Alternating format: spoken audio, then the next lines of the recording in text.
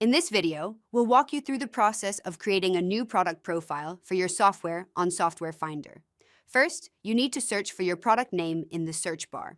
If your product appears, that means it's already listed on Software Finder. You can then claim it, which we covered in the previous video.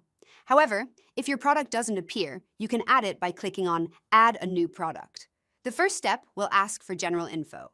This includes entering basic details such as the product name, category, company name, logo, website URL, and a brief product description.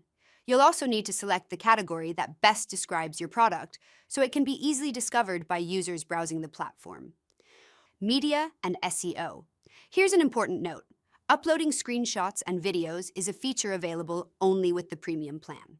When you upgrade, you can showcase your product with high-quality visuals, giving potential customers a clearer understanding of its features. However, you can still enhance